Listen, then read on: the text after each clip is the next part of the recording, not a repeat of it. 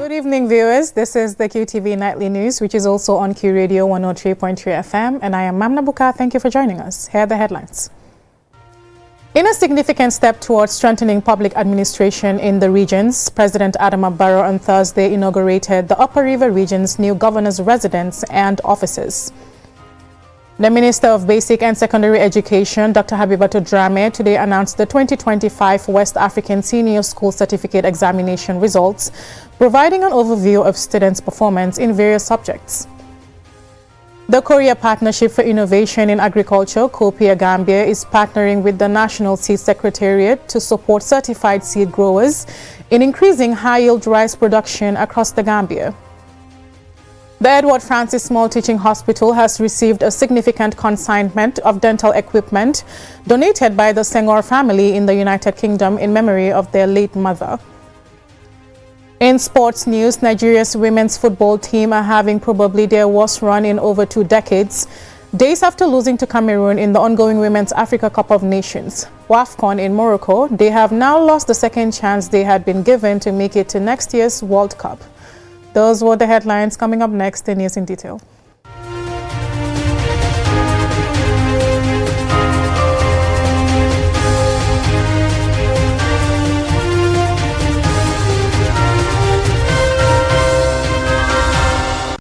Welcome back and thank you for staying with us. Now, in a significant step towards strengthening public administration in the regions, President Barrow on Thursday inaugurated the Upper River Region's new governor's residence and offices. The facility is expected to provide improved accommodation for the governor while enhancing the coordination and delivery of government services. Usman Jatta brings us this excerpt from the Upper River region.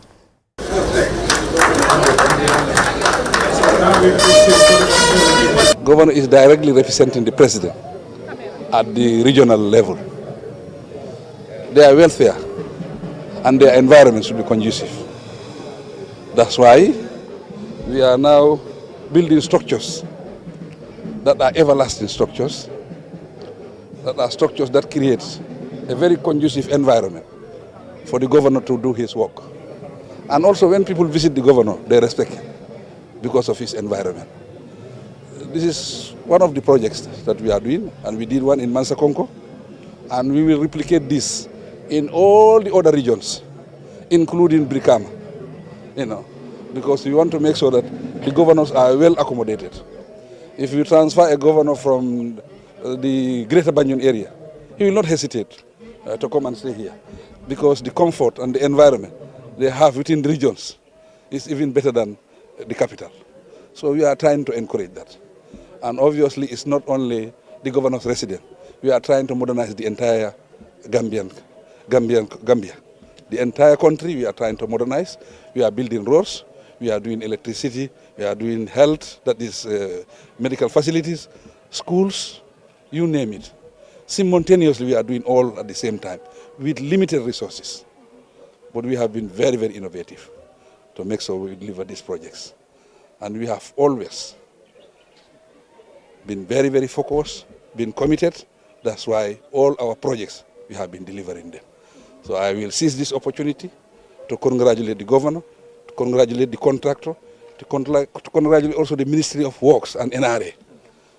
Because the plan, they did the plan, they drew the plan. The Ministry of the Road Authority and the Ministry of Works. The contractor is a Gambian, so everything is Gambian here. We are looking now inwards. Everything is about local. Resources are local, contractor is local, and the plan and everything is local. So the whole money remains in the country. It's a big achievement. And this means Gambia is moving. Gambia is growing. And we are calling on every Gambian to come and join this crusade. The end of the tunnel is very, very bright. I thank all of you for the support. Without the support of these institutions, it would not have been possible. But we are together. As president, I'll give all the support, day and night, to make sure that we change the face of the Gambia. Thank you. Thank you. Education, Dr. Habibatu Drame today announced the 2026 West African Senior School Certificate Examination WAS results, providing an overview of students' performance in various subjects. Mamudu Gajaga attended the press conference and he now reports. A comprehensive breakdown of the 2026 West African Senior Secondary School Certificate Examination WAS results shows that 1,410 out of the 19,762 candidates whose results were processed got 5 credits or more, including English language and mathematics, representing 7.13% of the overall results processed. While the analysis shows a slight improvement on last year, overall performance continues to reflect consistent pattern of poor results in core subjects, particularly English and mathematics. Dr. Habibatu Drame, the Minister of Basic and Secondary Education, provided a detailed analysis of the 2026 WAS results and responded to questions about the performance of candidates who did not meet the 5-credit benchmark. Looking at the gender breakdown of candidates meeting this benchmark, female candidates led the nation by presenting 813 of the qualifying total, 57.66%, while male candidates accounted for 597, constituting 42.34%. Performance in sciences demonstrate remarkable resilience with strong credit pass rates. In the pure sciences, chemistry saw 2,015 candidates registered, achieving 1,131 credits, which constitutes 56.13%. The overview of the results shows a grim picture of how more than 7,000 candidates who sat the exams failed to score a single credit. This, according to Minister Drame's breakdown, wasn't completely due to poor performances. An overview of 7,212 candidates in the zero credit category reveals that this group does not simply present students who failed everything. Instead, their outcomes fall into distinct operational groups majorly affected by absenteeism. A majority of this group actually earned pass grades. For example, 3,758 candidates, constituting 52.11% of this number, who sat for all their registered examinations, successfully achieved passes, that is either a D7 or E8. Analysis of the results also shows performances of students in private schools, such as Mansa Kolibojang Senior Secondary School, coming out on top of the rankings, while Unis Senior Secondary School, coming second, amongst others, also outperformed public schools in terms of overall best results. However, there was encouragement for public schools. Minister Drame gave details. Public and grant-aided schools demonstrated formidable breadth across the national standing, securing 16 of the top 25 positions.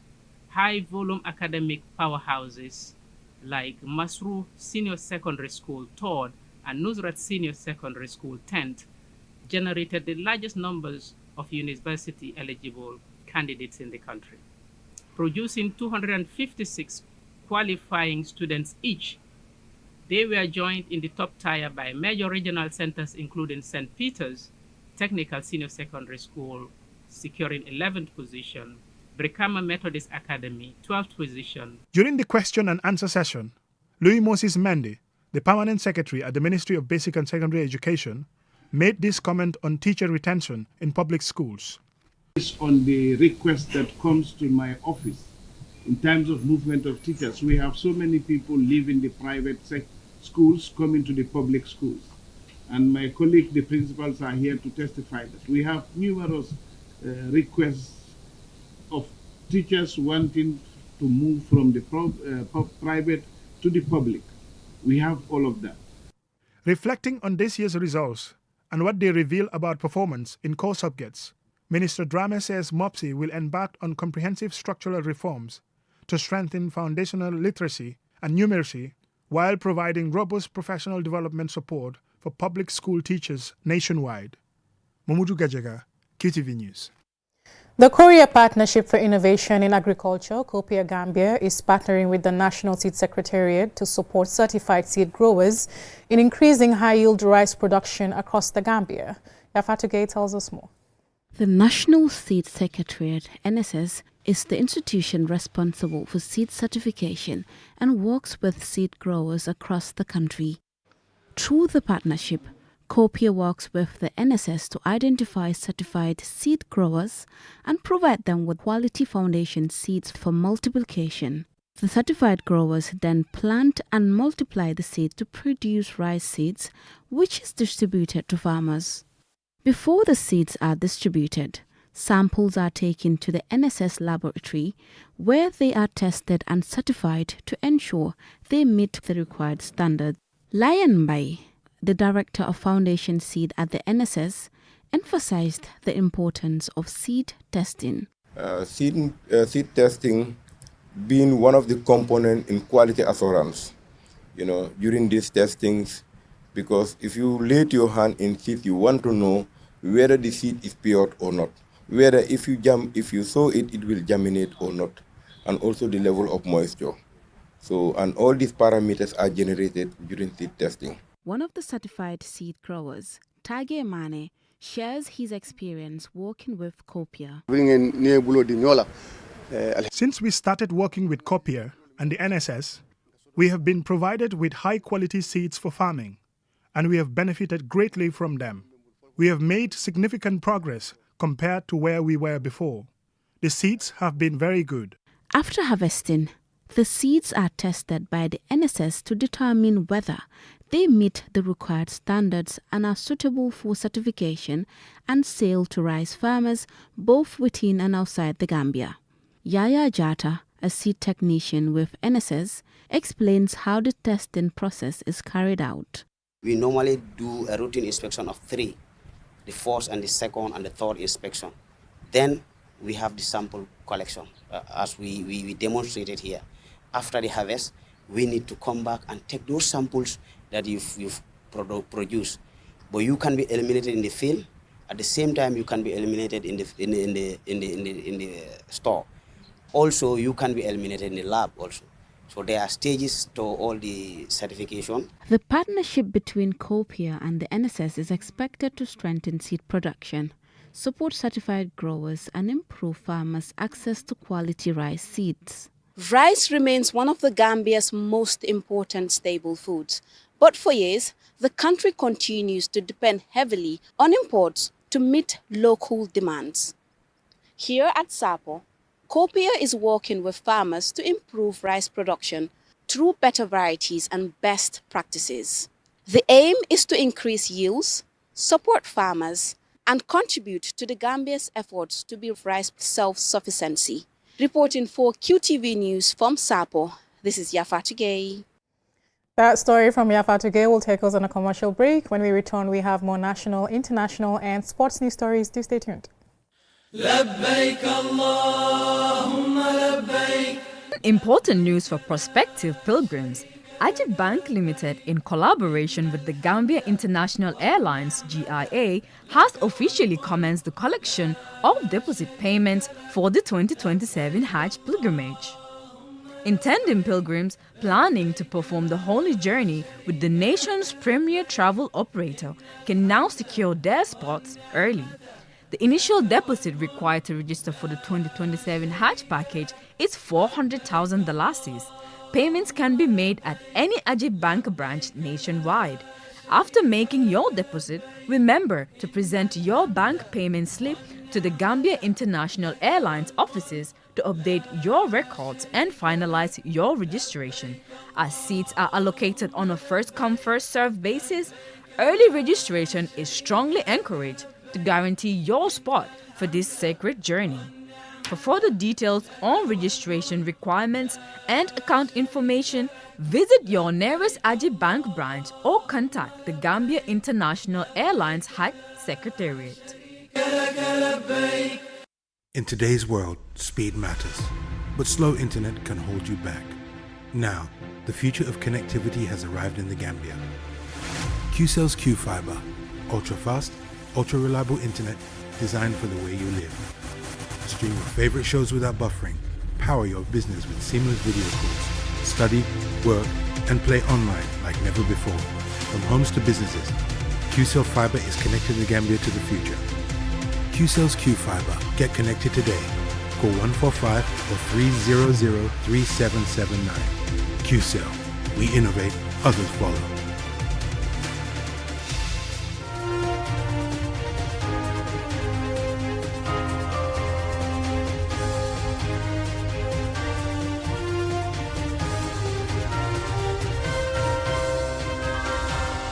Welcome back. If you're just tuning in, this is the QTV Nightly News, and I am Mamna Buka. Now on to the rest of our stories. The Edward Francis Small Teaching Hospital has received a significant consignment of dental equipment donated by the Senghor family in the United Kingdom. Jacqueline Coley has the details. The family of the late Alhaji A.J. Senghor gathered at the dental unit of the Edward Francis Small Teaching Hospital in Banjul to present dental equipment worth millions of dollars to the hospital. The donation was made on behalf of their sister, Dr. Njimbe Senghor, a UK-based dentist who began her dental career at the Edward Francis Small Teaching Hospital in memory of their late mother, Ajaratu Aissatou Jain, whom the family remembered as a caring and selfless woman. The donated equipment includes dental chairs, an oilless compressor, an assistant tool, a built-in ultrasound unit, a lead curing light, an autoclave, an ultrasonic cleaner, a water distiller, an X-ray unit, high and slow speed turbines, and a step-down transformer, among other essential dental equipment. Dr. Njimbe Senghor, a Gambian dentist currently practicing in the United Kingdom, facilitated the donation as part of the Senghor's family contribution towards strengthening the healthcare delivery and improving dental services in the Gambia. Here is Mamadou Senghor, representing the Senghor family. In support of this patriotic gesture from our daughter and sister, the family locally has decided to make a contribution of $100,000 to purchase dental consumables to get the unit started. Dr. Njimbi would also like to assure the management of Edward Francis Small Teaching Hospital, and more particularly the dental fraternity, of her unwavering support for all the efforts you make on a daily basis to ensure that Gambians without distinction enjoy the best dental care possible. Sambaba, Director of Administration at the Edward Francis Small Teaching Hospital, and Shakira Badibo, representing the Edward Francis Small Teaching Hospital Dental Clinic, both highlighted the significant benefits of the equipment donated by the Senghor family. Just to reiterate that today's donation of dental equipment is more than just instruments and chairs. It is dignity, relief from pain, and hope for hundreds of people in our community who struggle to access dental services. Oral health care, we all know that is very expensive in this country. It's not easily accessible because the dental services are very few. So therefore, it is very important. In fact, it came at the point that we really need them most. When I heard some of these, I'm a restorative dentist, and our students, final year students, are currently going through restorative dentistry posting. And if one of them is there, they can even tell you the challenges we're having, training them, because of the little facilities that we have on ground. So hearing all these things that you have brought, it really gladdens our hearts. And the only thing we can say is Jazakallah khairan. Dr. Mustafa Bite is the Chief Medical Director at the Edward Francis Small Teaching Hospital. On behalf of the hospital, we want to recognize all what you are doing. But what your daughter has done, it is not just a one-off help. This is going to touch lives that you don't know where they are going to come from. If you have toothache or these problems, you cannot sleep the whole night. And you don't know which Gambian is going to benefit or non-Gambian from this. So please extend the hospital's great thanks to her and her family. We are praying for her long life, good health. The equipment is expected to be put into use to enhance the delivery of dental services, improve efficiency, and ultimately contribute to better quality of care and patient experience at the hospital. Reporting for QTV News, I am Jacqueline Coley. The Gambia Armed Forces, in partnership with the Chinese Embassy in the Gambia, on Thursday commissioned a new joint mess and launched the China-Gambia military Bantaba at the Fajara Barracks to improve military welfare and strengthen cooperation between the two countries. Here is Yafa Tugay. The joint mess was supported by both the Gambia Armed Forces and the Chinese Embassy. It will provide a place for soldiers and trainees to eat, relax and socialize. The commandant of the training school, Major Abdullah Seka, said the new facility will help improve the welfare and social life of trainees and military personnel. Military training demands discipline, endurance, commitment and sacrifice. While we expect our trainees and instructors to operate under demanding conditions, it is equally important that we provide them with an appropriate environment in which their basic welfare needs can be adequately met. The ceremony brought together senior military officers, Chinese officials, and Gambian soldiers who have trained or are preparing to train in China. Some former trainees shared their experiences of studying in China. Among them was Lieutenant Per J. Mendy. You do not have to worry whether you will be able to make friends as a result of not being able to speak Chinese. That is not an obstacle. You will make a lot of friends. In fact, they would be the ones to invite you to have a conversation with them. The next group of officers preparing to travel to China also shared their expectations. Lieutenant Colonel Yaya M.S. Dabo spoke about the opportunities they hope to gain from the training. For those going, we've seen the former students, what they have done. They've come back with flying colors. Some are speaking language, Chinese language. Unfortunately, that's what I want to speak, but as of now, I can't. Only hear me, King Hong, that's all. But I'm also trying to learn as before I go. China's ambassador to the Gambia, Louis Jean, welcomed the continued military cooperation between the two countries. I believe that these qualities are highly consistent with the mission of the Gambian Armed Force.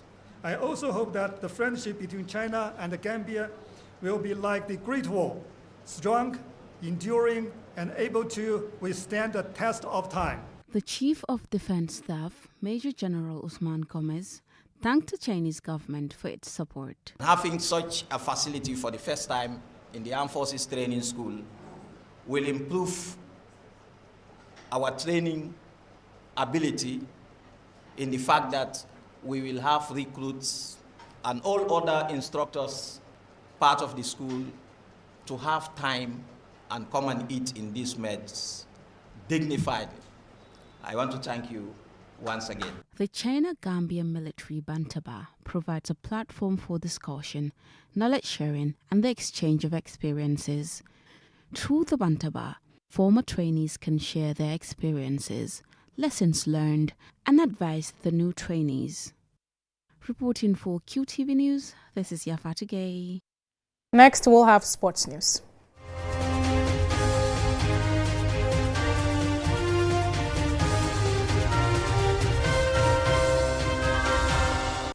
The Super Falcons, Nigeria's women's football team, are having probably their worst run in over 2 decades. Days after losing to Cameroon in the ongoing Women's Africa Cup of Nations, WAFCON in Morocco, which they went into as defending champions, they have now lost the second chance they had been given to make it to next year's World Cup in Brazil. Adedarame tells us more. Nigeria entered this year's WAFCON as defending champions, having regained their crown from South Africa, who had triumphed over Morocco at the previous WAFCON to stop Nigeria making it 4 wins in a row. This, after all, is a team that had won this trophy 10 times out of the previous 13, before this, the 14th edition. Their narrow opening group stage loss to debutants and now finalists Malawi was put down to them having underestimated the lowest-ranked team in the tournament. However, they rallied to finish second behind Malawi in a group which saw 3 teams finish on 6 points. They edged out Zambia, even though the Zambians had a better goal difference. This was based on the head-to-head clash, thanks to Nigeria's 1-0 narrow group stage win over the Zambians.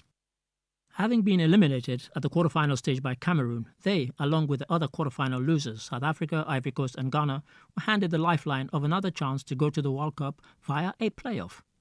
However, their 2-1 loss to South Africa on Thursday, the 13th of August, has put the seal on what has been a miserable year for the Super Falcons. In addition to losing their continental crown, they now miss out on going to the World Cup for the first time, having appeared at all 9 Women's World Cups since the first one was held in China in 1991. In the other playoff match, Ghana beat fellow West Africans Ivory Coast by the same 2-1 scoreline. Those victories mean Ghana and South Africa now advance to a playoff in an intercontinental tournament. Both Ghana and South Africa will be hoping that they make it safely through that tournament to join the other 4 teams from Africa, namely Malawi, Cameroon, Algeria and Morocco. Meanwhile, this year's WAFCON final, featuring Malawi and Cameroon, is scheduled for Sunday, the 16th of August. For QTV News, I am Ade Darame. That report by Ade Darame brings us to the end of this bulletin, but before we go, here's a recap of the headlines. In a significant step towards strengthening public administration in the regions, President Adama Barrow on Thursday inaugurated the Upper River Region's new governor's residence and offices. The Minister of Basic and Secondary Education, Dr. Habibatu Drame, today announced the 2026 West Africa's Senior School Certificate Examination WAS results, providing an overview of students' performance in various subjects. The Korea Partnership for Innovation in Agriculture, COPIA Gambia, is partnering with the National Seed Secretariat to support certified seed growers in increasing high-yield rice production across the Gambia. The Edward Francis Small Teaching Hospital has received a significant consignment of dental equipment donated by the Senghor family in the United Kingdom in memory of their late mother. In sports news, Nigeria's women's football team are having probably their worst run in over 2 decades. Days after losing to Cameroon in the ongoing Women's Africa Cup of Nations WAFCON in Morocco, they have now lost the second chance they had been given to make it to next year's World Cup. That's all for this bulletin. Join us tomorrow at 8 p.m. for another bulletin. Thank you for watching.